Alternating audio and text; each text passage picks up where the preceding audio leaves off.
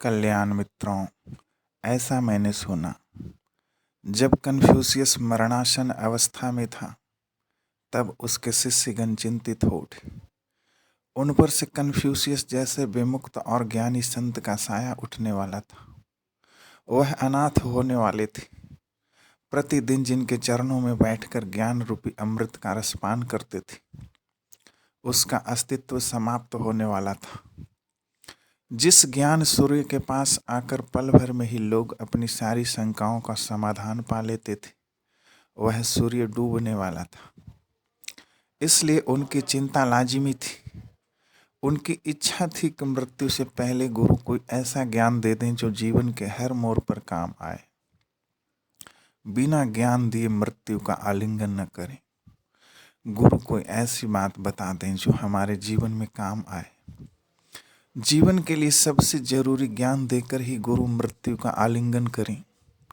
इसी मकसद से उसके शिष्यगण उसके पास एकत्रित होकर बैठ गए और आखिरी ज्ञान देने का निवेदन करने लगे। शिष्यों के निवेदन पर कन्फ्यूशियस उनकी तरफ मुखातिब हुआ और उन्हें अपना मुंह फाड़ कर दिखाया और उनमें से एक शिष्य से पूछा, मेरे मुंह में झांक कर देखो और बताओ कि मेरे मुंह में जीभ है कि नहीं। शिष्य ने पूरे आश्वस्त होकर जवाब दिया, जी बिल्कुल, आपके मुंह में जीभ बिल्कुल साफ साफ दिखाई दे रही है। कन्फ्यूशियस ने दूसरे शिष्य की ओर मुखातिब होकर पूछा, मेरे मुंह में दांत है कि नहीं। शिष्य ने पूरे आश्वस्त होकर जवाब दिया, जी नहीं, आपके मुंह में एक भी दांत नहीं दिखाई दे रहा है। कन्फ्यूशियस ने अपने शिष्यों से पूछा, कुछ समझ में आया।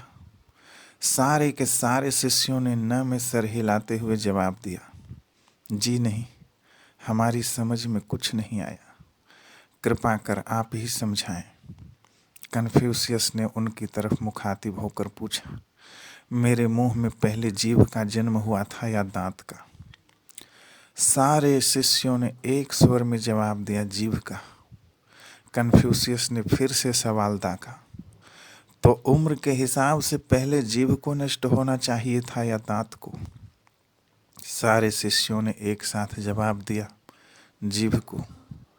कन्फ्यूशियस ने आखिरी सवाल दागा, जीभ उम्र में दांत से बड़ी, जन्म के समय से ही मुंह में है और अभी तक है, और दांत उम्र में जीभ से छोटा है, जन्म के बहुत बाद मुंह में आया था और पहले ही चला गया, ऐसा क्यों।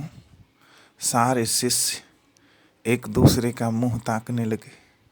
उनकी समझ में कुछ भी नहीं आया। कन्फ्यूशियस ने उन्हें समझाते हुए कहा, जो टकराते नहीं वह चिरकाल तक रहते हैं और जो आपस में टकराते रहते हैं वह जल्द ही नष्ट हो जाते हैं। जीभ कभी किसी से टकराती नहीं और दांत तो ऐसे होते हैं कि कोई न मिले तो आपस में ही टकराने लगते हैं। यही कारण है कि जीभ अभी तक विद्यमान है और दांत इतिहास बन गया है। सुखी और दीर्घायु जीवन जीना चाहते हो तो जीभ का अनुकरण करो, और जल्दी से नष्ट होकर इतिहास बनना चाहते हो तो दांत का अनुकरण करो।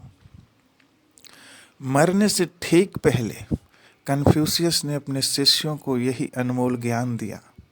इस अनमोल ज्ञान को पाकर शिष्यगण धन्य हो उठे। कन्फ्यूशियस जो कह रहा है वह परम बुद्धिमता की बात है। जो टकराते नहीं वह चिरकाल तक रहते हैं और जो टकराते हैं वह समय से पहले ही नष्ट हो जाते हैं। अगर चिरकाल तक रहना चाहते हो तो जीभ के नक्शे कदम पर चलो, और समय से पहले ही अपना अस्तित्व नष्ट करवाना चाहते हो तो दांत के नक्शे कदम पर चलो। मर्जी तुम्हारी है, निर्णय तुम्हें खुद लेना है। टिके रहना है चिरकाल तक या समय से पहले ही इतिहास बन जाना है। चिरकाल तक टिके रहना है तो टकराना छोड़ो, और समय से पहले ही नष्ट होना चाहते हो तो टकराना शुरू कर दो। लाख बहाने मिलेंगे न टकराने के भी, और लाख बहाने मिलेंगे टकराने के भी। मर्जी तुम्हारी, जीभ की राह चलोगे या दांत की राह चलोगे। निर्णय तुम्हें ही लेना है। जीवन तुम्हारा है और उस जीवन को तुम्हें ही जीना है, इसलिए निर्णय भी तुम्हें ही लेना चाहिए।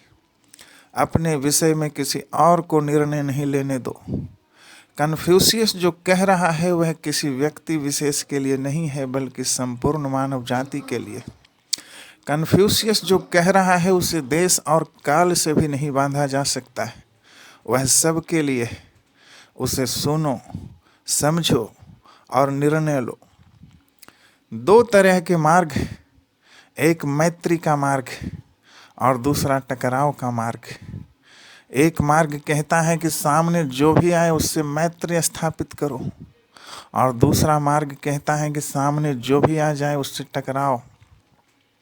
इसीलिए दांतों के अनुयायी टकराते रहते, कभी जाति के नाम पर टकराते तो कभी संप्रदाय के नाम पर, कभी झूठे ईश्वर के नाम पर टकराते तो कभी झूठे ईश्वर के रूप पर। टकराने के लिए बाहर कोई नहीं मिलता है तो अपने घर में ही टकराने लगते। पति पत्नी से टकराता है तो पत्नी पति से टकराती, पिता पुत्र से टकराता है तो पुत्र पिता से, बहू सास से टकराती और सास बहू से। ये दांतों के अनुयायी होते, कोई न मिले तो आपस में ही बुरी तरह से उलझ जाते। इनके दांत रूपी गुरु इन्हें जो भी सिखाते उसका ये अक्षरशः पालन करते। ये दांत के ही दूसरे रूप होते। जीभ का मार्ग मैत्री का मार्ग, जीभ का मार्ग बंधुत्व का मार्ग, जीभ का मार्ग सद्भाव का मार्ग। जीभ कभी किसी से उलझती नहीं, जीभ हमेशा सुलझती और सुलझाती। इसलिए जीभ के अनुयायी भी कभी किसी से उलझते नहीं, हमेशा सुलझते और सुलझाते। हमेशा सुलझने और सुलझाने के सिद्धांत पर चलते।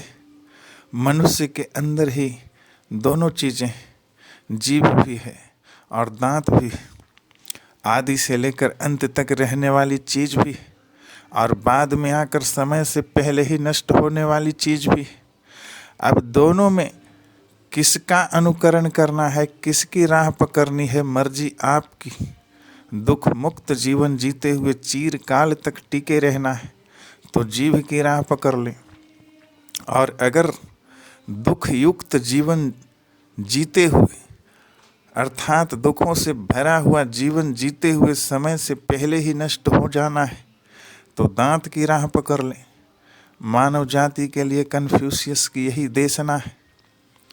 आपने मेरी बातों को खूब तन्मयता से सुना, इसके लिए अंतस्य अनुग्रहित मेरा नमन स्वीकार करें।